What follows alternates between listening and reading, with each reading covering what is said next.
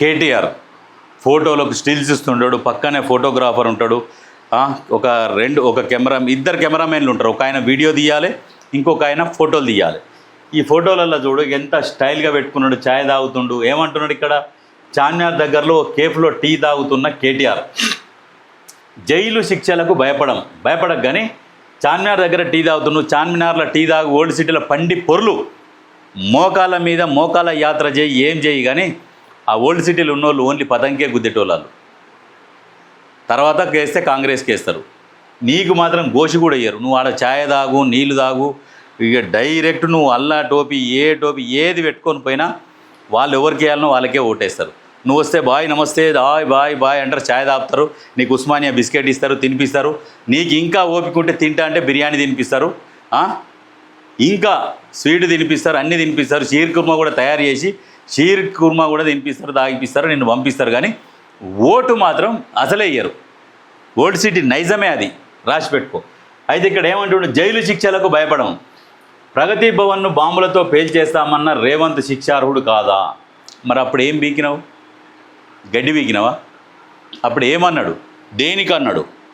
దానికి సంబంధించినవి నువ్వు ఏదైనా వీడియో ఫుటేజ్ ఉంటే పెట్టినావా? దేని గురించి అన్నాడు, ఏ సందర్భంలో అన్నాడు? సందర్భం లేదు అంటే ఏదీ లేక ఉట్టిగానే ఇట్లా బట్టగాలు చేయాలి.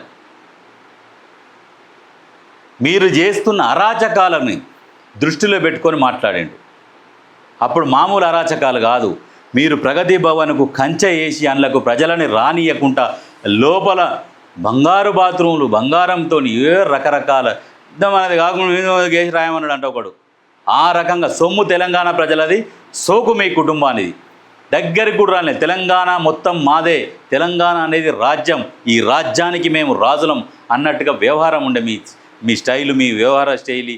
ఎవరు ప్రశ్నిస్తే వాళ్ళని అనగదొక్కడం, జైళ్ళల్లో వేయడము. అటువంటి పరిస్థితి తలెత్తినప్పుడు, హిట్లర్ పాలన చూసినప్పుడు అప్పుడు ఎవడైనా తెగించి ముందరికి వస్తారు. ఏం చేయాలి? మనకు స్వతంత్రం కావాలి అంటే ఇక ఫైట్ చేయాలి, ప్రాణాలకు తెగించి కొట్లాడాలని చెప్పేసి ముందరికి వచ్చి అప్పుడున్న సమయంలో ఆ మాట మాట్లాడాడు. ఇప్పుడు బల్కసుమన్ ఏం మాట్లాడిండు? ప్రజాపాలన సాగుతుంది, ప్రజాభవన్లకు మంచిగా అందరూ పోతున్నారు, వస్తున్నారు, ముఖ్యమంత్రి ప్రతిరోజు ప్రజలను కలుస్తున్నాడు, నిత్యం మీటింగులు పెడుతున్నారు, ప్రజలతో మాట్లాడుతున్నాడు, అధికారులతో మాట్లాడుతున్నాడు. ప్రతి పథకం మీద విశ్లేషణ ఏది ఎంతవరకు వచ్చింది, పథకాలు ఎంత దూరం పోయినాయి, ప్రాజెక్టుల గురించి కూడా ప్రతిరోజు ప్రతి విషయంలో ముఖ్యమంత్రి గారి ఇన్వాల్వ్మెంట్ ఉంది. గత 10 సంవత్సరాలలో మీ అయ్య పరిపాలించినప్పుడు ఫామ్ హౌస్కు పరిమితమై ఫామ్ హౌస్లో కూర్చొని ఆదేశాలు జారీ చేసేది. ఎక్కడ ఎవడు మాట్లాడినా అనగదొక్కాలి, వాడిని అసలు ఎక్కడ కూడా కనబడకుండా చేయాలన్న ఉద్దేశంతో మీ పరిపాలన అప్పుడు మాట్లాడవలసి వచ్చింది. కానీ ఒట్టిగానే మాట్లాడాలి. అర్థమైందా? మీకు రైతులు సహకరించకుంటే మీరు రైలు పట్టాలు కోస్తామని చెప్పిండు అక్కడ. అంటే ప్రజలు సహకరించకుంటే అప్పుడేమో మీరు రాజరిక పాలన గురించి అన్నాడు. ఇక్కడ మీ బలకసుమని ఏమన్నాడు? రైతులు ధర్నాలకు వస్తలేరు, ఇక పట్టాలు కోసేయాలి, సింగరేణి భవన్ దలగబెట్టాలి, రైళ్లు దలగబెట్టాలి, అట్లయితేనే జైలుకు పోయేస్తే ఒక మెడల్ వచ్చినట్టు అవుతుంది అని ఈ రకంగా యువతని రెచ్చగొట్టిండు. కానీ ఈయన అక్కడ ఎవరిని రెచ్చగొట్టలే. నేనే ముందుంటా, ఈ హిట్లర్ పరిపాలన మనకొద్దు, రాష్ట్రం ఆగమైపోతుంది, అప్పుల పాలైపోతుంది, మన రాష్ట్రాన్ని మనం కాపాడుకోవాలి, ఈ కుటుంబం బంగారు తెలంగాణని, ఈ కుటుంబం మొత్తం బంగారమయం అయిపోతుంది, ప్రజలు మాత్రం అడక తినే పరిస్థితికి వచ్చిర్రు, ఈ టైంలో ఉద్యమించకుంటే మన రాష్ట్రాన్ని మనం కాపాడుకోలేము అని చెప్పేసి ఆ టైంలో ఆ మాట మాట్లాడిండు. అర్థమైందా? ఏదో ఎట్టికి వేసేస్తావు. సింగరేణిలో 40 లక్షల మెట్రిక్ టన్నుల బొగ్గు మాయం. ఏం చేసుకుంటారు? బొగ్గు బుక్తారా? ఏం చేస్తారు?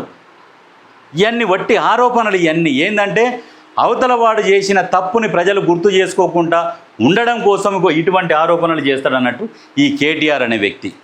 ఇప్పుడు వాళ్ళని అరెస్ట్ చేసిరు కదా, ఇప్పుడు ఈ అరెస్ట్ను చూస్తూ ఉంటారు జనాలందరూ. బల్కసుమన్ అరెస్ట్ అయింది కదా, ఎందుకు అరెస్ట్ అయింది? ఈ టాపిక్ రాకుంటే ఏం చేస్తారంటే ఒట్టిగానే సింగరేణిలో 40 లక్షల మెట్రిక్ టన్నుల బొగ్గు మాయం, కుంభకోణాలను కప్పిపుచ్చేందుకు బల్కసుమన్ అరెస్ట్. కుంభకోణాలు ఉంటే తీయిరి, దానికి ఎందుకు మోకాలకు బొడగుండుకు లింక్ పెట్టినట్టు? ఆయన పెద్ద పోటేశా? ఆ జనాలను రెచ్చగొట్టిండు, తెలంగాణ ప్రజలను రెచ్చగొట్టి ప్రజలను ఇబ్బందులకు గురి చేస్తున్నాడు కాబట్టి ఆ రకంగా అరెస్ట్ చేసిర్రు. ఇవన్నీగో ఇటువంటి సొల్లు ముచ్చట్లు చెప్తాందుకు ఫస్ట్